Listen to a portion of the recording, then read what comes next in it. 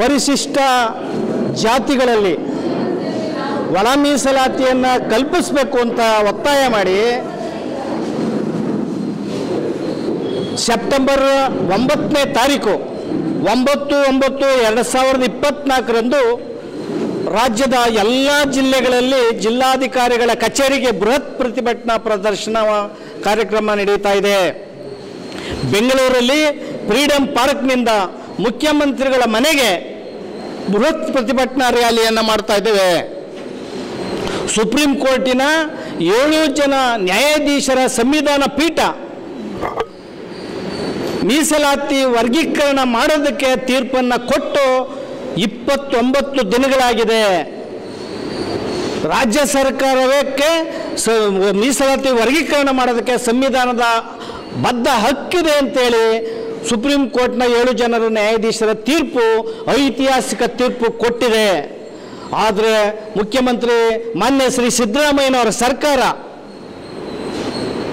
ಯಾವುದೇ ಚಕಾರ ಎತ್ತಂಗೆ ಮತ್ತೆ ಅದೇ ನಿರ್ಲಕ್ಷ್ಯತೆಯನ್ನು ತಾಳಿದೆ.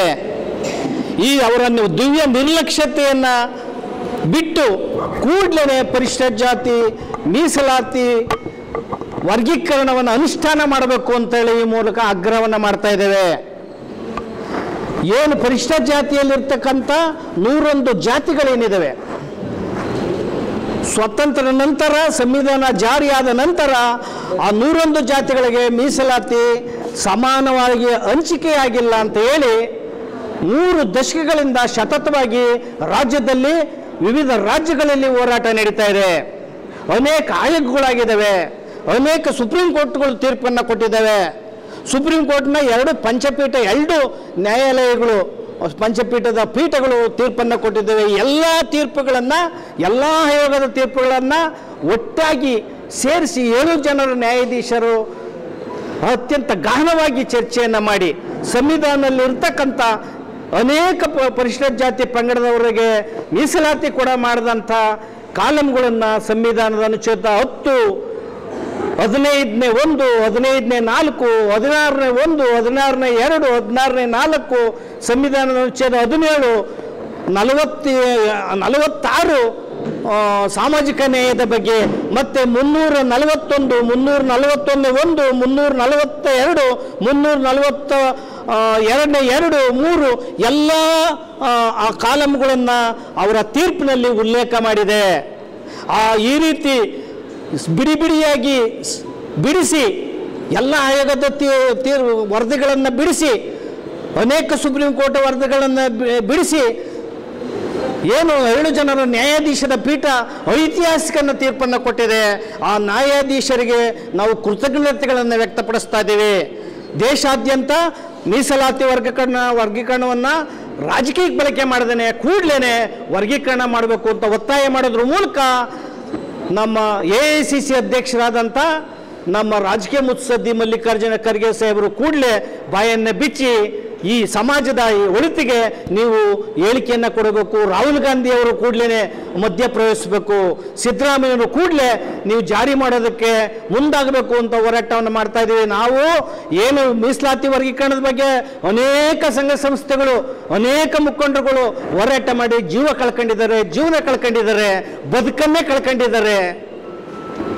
ಅವರ ದಯನೀಯ ಸ್ಥಿತಿಯನ್ನು ನೋಡಿ, ಈ ಸಮಾಜದ ದಯನೀಯ ಸ್ಥಿತಿಯನ್ನು ನೋಡಿ ನಾವು ಹೋರಾಟ ಮಾಡ್ತಾ ಇದ್ದೇವೆ. 101 ಜಾತಿಯಲ್ಲಿ ಇರ್ತಕ್ಕಂಥ ಪರಿಶಿಷ್ಟ ಜಾತಿಯಲ್ಲಿ ಇರ್ತಕ್ಕಂಥ ಕಟ್ಟಕಡೆಯ ಸಮಾಜ, ದಕ್ಕಲ ಸಮಾಜ, ಡೋಹ, ಕಕ್ಕಯ್ಯ, ಸಮಗಾರ, ಈ ಸಮಾಜದಲ್ಲಿ ಯಾವುದೇ ಒಂದು ಸರ್ಕಾರಿ ನೌಕರಿಲ್ಲ, MLA ಇಲ್ಲ, MP ಇಲ್ಲ.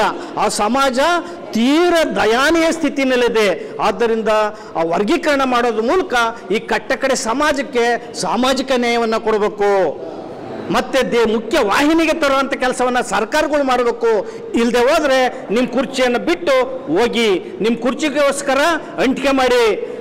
ನಾನು ಸಿದ್ದರಾಮಯ್ಯ ಸಾಹೇಬರಲ್ಲಿ ಮನವಿ ಮಾಡ್ತಾ ಇದ್ದೇನೆ, ಪರಿಶಿಷ್ಟ ಜಾತಿಯವರ ಹಣ SC SC TSP ಹಣ 2023-24ನೇ ಸಾಲಿನಲ್ಲಿ 25,391 ಕೋಟಿ ಪರಿಶಿಷ್ಟ ಜಾತಿ ಅಭಿವೃದ್ಧಿ ಹಣವನ್ನು ನೀವು ದುರ್ಬಳಕೆ ಮಾಡ್ಕೊಂಡಿದ್ದೀರಾ. ಆ ಹಣವನ್ನು ತೆಗೆದು ಪೈ ಗ್ಯಾರಂಟಿಗೆ ಹಾಕಿದ್ದೀರಾ, ರಸ್ತೆಗೆ ಹಾಕಿದ್ದೀರಾ, ಡ್ಯಾಮ್ಗೆ ಹಾಕಿದ್ದೀರಾ. ಮೇಲ್ಸೇತುವೆಗೆ ಹಾಕಿದ್ರ, ಇದು ಒಳಿತಲ್ಲ. ಕೂಡಲೇ ಪರಿಶಿಷ್ಟ ಜಾತಿಯವರ ಅಭಿವೃದ್ಧಿ ಹಣವನ್ನು ನೀವು ಗುಳುಂ ಮಾಡಿದ್ರಲ್ಲ, ಕೂಡಲೇ ಅವರ ಅಭಿವೃದ್ಧಿಗೆ ವಾಪಸ್ ಕೊಡಬೇಕು ಅಂತ ಈ ಮರವನ್ನು ಆಗ್ರಹ ಮಾಡ್ತಾ ಇದ್ದೀನಿ. ಕಳೆದ 10 ವರ್ಷಗಳಲ್ಲಿ 2,20,000 ಕೋಟಿ ಪರಿಶಿಷ್ಟ ಜಾತಿಯ ಹಣವನ್ನು ನೀವು ದುರ್ಬಳಕೆ ಮಾಡ್ಕೊಂಡಿದ್ದೀರಿ. ಅವರ ಶಾಪ ನಿಮ್ಮನ್ನು ಸುಮ್ಮನೆ ಬಿಡಲ್ಲ ಅಂತ ಹೇಳೋದ್ರ ಮೂಲಕ ಈ ರೀತಿ ಅನ್ಯಾಯವನ್ನು ಮಾಡಬೇಡಿ. ಯಾವ ಪುರುಷಾರ್ಥಕ್ಕೋಸ್ಕರ ನೀವು ಕುರ್ಚಿಗೆ ಅಂಟ್ಕೊಂಡಿದ್ದೀರಾ?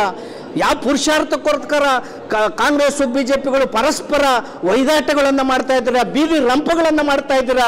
ಈ ದೇಶದ ಅಭಿವೃದ್ಧಿಗಳನ್ನು ಮಾಡ್ತಾ ಇಲ್ಲ, ಈ ಸಮಾಜದ ಅಭಿವೃದ್ಧಿಗಳನ್ನು ಮಾಡ್ತಾ ಇಲ್ಲ. ಒಟ್ಟಿಗಿಲ್ದವರು ಬಟ್ಟಿಗಿಲ್ದವರು ಕೂರಿಲ್ದವರ ಆ ಗೋಳು ನಿಮ್ಮನ್ನು ಸುಮ್ಮನೆ ಬಿಡಲ್ಲ ಅಂತ ಹೇಳೋದ್ರ ಮೂಲಕ JDS, BJP, ಕಾಂಗ್ರೆಸ್ ಚುನಾವಣೆ ಸಂದರ್ಭದಲ್ಲಿ 3 ಪಕ್ಷಗಳು ಪ್ರಣಾಳಿಕೆಗಳಲ್ಲಿ ಹಾಕ್ಕೊಂಡು ಮೀಸಲಾತಿ ವರ್ಗೀಕರಣ ಮಾಡ್ತೀವಿ ಅಂತ ಪ್ರಣಾಳಿಕೆಗಳಲ್ಲಿ ಹಾಕ್ಕೊಂಡು ಓಟ್ ತಗೊಂಡ್ರಲ್ಲ, ನಾಚಿಕೆ ಆಗಲ್ವ ನಿಮಗೆ? ನಾವುಗಳು ಹೋರಾಟ ಮಾಡಿದ್ರೆ ನಮ್ಮ ಮೇಲೆ ಕೇಸ್ಗಳು ಹಾಕ್ತೀರಾ?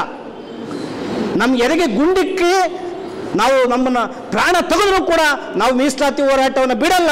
ಈ ಮೀಸಲಾತಿ ವರ್ಗೀಕರಣಕ್ಕೋಸ್ಕರ ಪ್ರಾಣವನ್ನು ಬೀದಿಲಿ ಕೊಡ್ತೀವಿ ಅನ್ನೋ ಮಾತನ್ನು, ಎಚ್ಚರಿಕೆಯನ್ನು ಈ ಸರ್ಕಾರ ಕೊಡ್ತಾ ಇದ್ದೇವೆ. ಈ ನೀವು ಮೀಸಲಾತಿ ವರ್ಗೀಕರಣ ಇನ್ನಷ್ಟು ತಡ ಮಾಡಿದರೆ ಈ ರಾಜ್ಯದಲ್ಲಿ ರಕ್ತ ಕ್ರಾಂತಿ ಆಗ್ತದೆ ಅನ್ನೋ ಮಾತನ್ನು ಸಿದ್ದರಾಮಯ್ಯ ಸರ್ಕಾರಕ್ಕೆ ಮುಕ್ತವಾಗಿ, ನೇರವಾಗಿ, ಗಟ್ಟಿಯಾಗಿ ಹೇಳಕ್ಕೆ ಇಚ್ಛೆ ಪಡ್ತೀನಿ.